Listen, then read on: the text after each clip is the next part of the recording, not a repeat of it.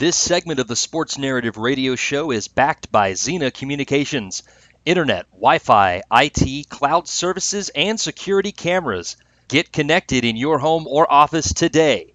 Call or click for your free consultation in the DFW area. That is just weird. Absolutely amazing. You know what else is weird, gentlemen, has been the weather over the last couple of years here in Texas, where we went damn near, it seemed like a decade without any rain. Yep. And then from last spring and now beginning in this spring, we have rains, we have hail, we have not tornado. Well, yeah, we did have a little tornado action, didn't we? There were some tornado touchdowns. Yeah, there was one that hit in Plano, remember? Well, we had the tornado in Rowlett back on Christmas Eve or Christmas Day. Yeah. I guess that would have been last year, but still, it's relatively soon. And again, it was a tornado in the middle of freaking the end of December. Yeah, which I can't remember that happening before here in Texas. I can't either. I can't wait for the tie-in here. So it is the there's no big tie-in. I wanted to discuss a little bit about weather. As Mr. Feldman, you got to live through the. I guess, how big was the hail here last week in McKinney? McKinney, it wasn't bad. It was smaller than golf ball sized. It would probably, I'd say a majority of it would have been nickel, which you know, it only hailed for 20 seconds here. Now, there's a lot of people I know around the McKinney-Frisco area who got hit, and especially Plano, who got hammered. How'd you do, Mr. Snopes? I actually did pretty good. It was, I don't even think it was nickel. It was just raining really hard and cramming my truck in the garage because I'm like, I think it's coming. Didn't come. If you've been watching the news here locally, you definitely know about this, and maybe nationally if you're listening. There are some areas that got hail as big as grapefruit. Yeah. I think even bigger. Like, I saw some hailstones. It may have been like 2 hailstones that combined. But I've never seen this before. But there are pictures on my Facebook timeline of holes in roofs. Holes in people's roofs. Yep. Did you see the slow-mo video of the hail hitting the pool that was floating around on social media? I did. The speed and the impact that those hail balls were hitting on the concrete, if you look at the splash damage from that, I mean, they had to be traveling 100 miles an hour. And think about it, that's a solid block of ice. That's like getting hit by a 100-mile-an-hour fastball wherever it hits you in the body. Several times. So we did get a pretty big hailstorm a few years ago that came through the Irving area, but first it moved through Abilene, which is out in West Texas, for those who don't know. My father-in-law runs some halfway houses out there, and he had a parole officer who was coming out for a site visit who got caught in the middle of that hailstorm, knocked her clean out. Jeez. Clobbered her in the head, knocked her out. Like a boxing match getting hit. Yeah, I mean, it was amazing. Right. And that transitions me over to Mr. Bowers, and what I wanted to talk about, gentlemen, is that's a pretty scary experience that people have had to live through. I wanted to know with you, gentlemen, what is the scariest weather experience you have survived? I will say there's two incidents that come to mind for me. The first, you remember, of course, you talk about hailstorms. The big tornado/hailstorm that was in Fort Worth, this was about 1996. Oh, yeah, the one that cleaned out all the windows. Took out the Bank One building. I think it was 98. You know why? You know why I know it was 98? Because I was working my first job at Nickel-Rama Arcade in Garland, and I wouldn't have been able to work in 96 because I was a freshman in high school. But yeah, Mr. Bowers, this was amazing. But wait, there was two. There was the tornado in 98, but it was 95 because I was still in high school. No, in fact, it was earlier than that. It must have been 93, 94, because I had gone to Mayfest, which is their little, little arts and crafts little thing, because this girl that I was dating was going to be doing some kind of performance there, and we missed the performance, of course, because we didn't know what time it was. And then we left about 20 minutes before that hailstorm came through. And yes, there were several people that got hit with basically grapefruit-sized hailstones in the head. So it was quite scary, a very near miss for me in that regard. But the scariest I think I've experienced was probably that little microburst we had a few years ago that took out the Cowboys facility. Really? So you were in the middle of that? I was close. I was down in the Louisville area at the time, and it just missed where we were, but it was pretty window rattling and pretty rowdy. So yeah, I would say that those are mine.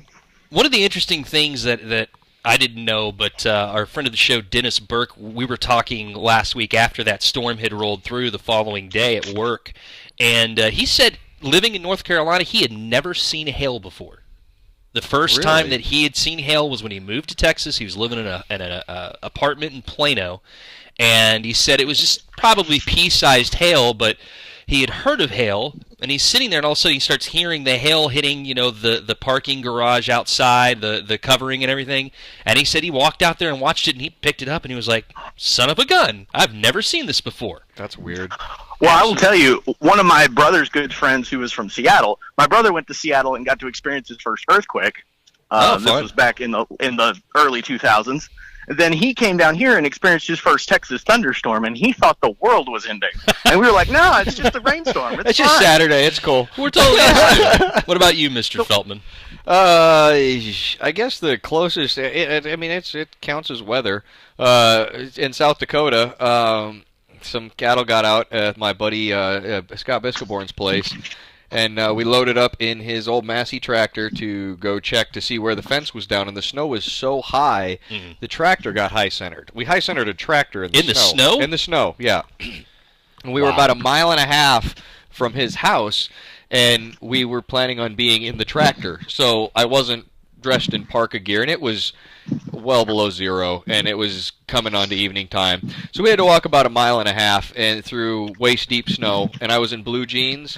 I had my cell phone in my right front pocket, and I had a sheepskin leather coat over me, and just a regular pair of gloves. And there was a point where I told Scott my goodbyes and told him what to do, and told him I was giving up, and he wouldn't let me. Like, I was done. My cell phone froze. Like, that's how cold it was on my leg. You mean giving up like, I'm done? I was not done. Gonna make it? I had given up. I was like, that's it. My feet, because I wasn't wearing, like, my feet were frozen. No yeah, I mean, it was cold, man. I was good. I was like, that's it. I was so cold I started getting warm.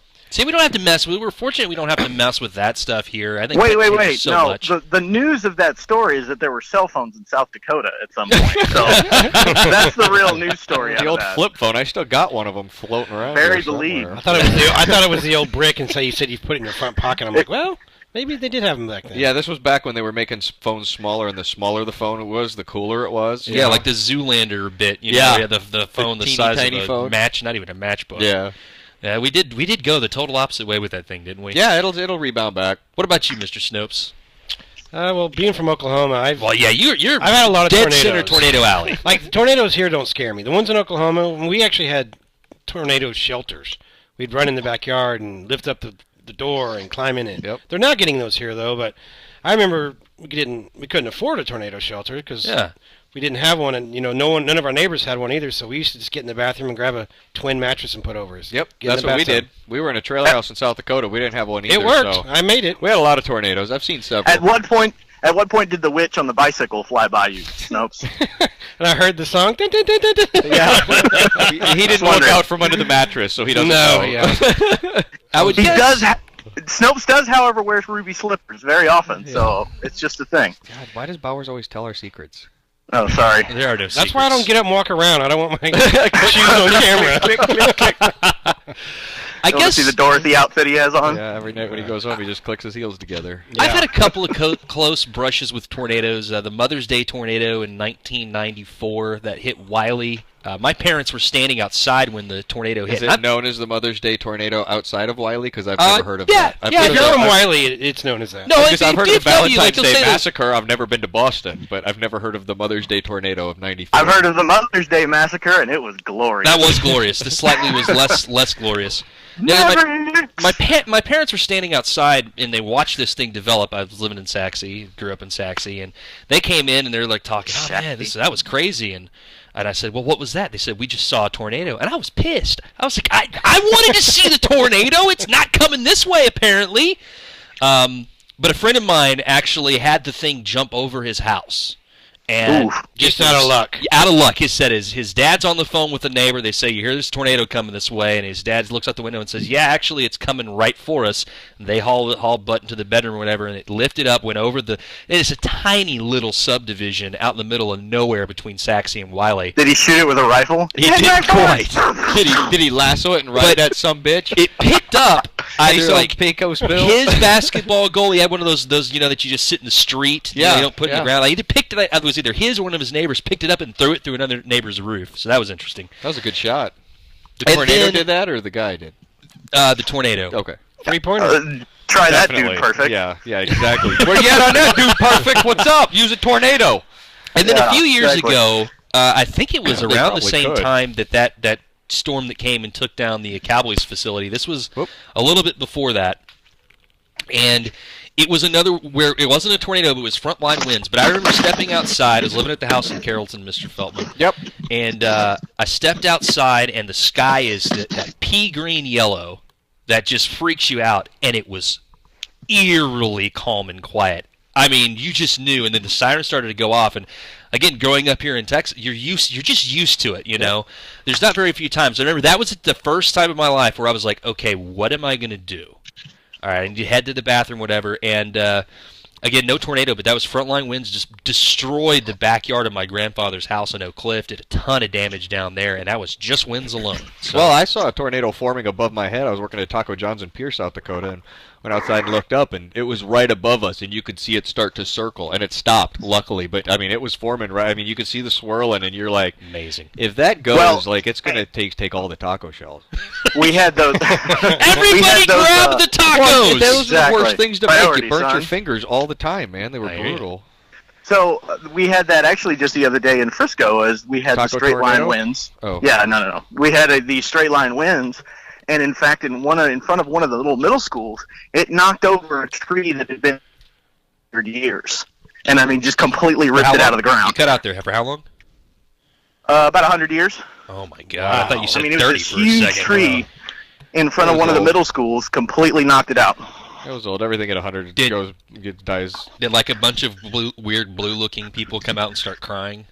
Yeah, there's the cookie production had to stop. It was sad, really. Avatar. Oh, from a tree? You didn't cry, man, when they blew up the tree in Avatar? I never saw it, and I don't want to. And now there's like 12 more coming. So, no thanks. I never saw it either, so. I don't support James Cameron in anything. All right, gentlemen. Well, I thought we'd have a little weather talk That was again. pretty good weather talk. I was surprised. And also a big shout out to folks down in Houston. Of course, Yes. that's where the KTSR and our networks are based, and they're dealing with some major devastation down there. We have fun, and we'll poke fun at Houston a little bit in our baseball segment. But honestly, we're all Texans here, and Yeah, don't drown. yeah, we just again Yeah, see the water. we want just all the don't drown people in to it. be safe, but just know every once in a while, God has to flush the toilet of Texas, and it's fine. Oh, Well, cross Houston off. Too soon. Yeah. Damn it. All right. soon, bro. Yeah, we can Too march. soon. Yeah, it's still going on, too. Yeah, I like still is I happening. said I want all the people to be fine. Okay. Just Just the want to toilet clean of out the city. you It's just want fine. to clean out the crap in the city. Exactly. It is on a bunch of bayous, and it's kind of nasty down there. I'm You saying. guys are horrible. It's too soon. All right, too soon. No, seriously, stay safe, Houston. Yes. So that Stay made it hard, better. Houston. Find more by subscribing to this channel and visiting us at www.thesportsnarrative.com. Join us every Tuesday at 8:30 p.m. Central for a live edition of the Sports Narrative Show, brought to you by Xena Communications and G&K Services.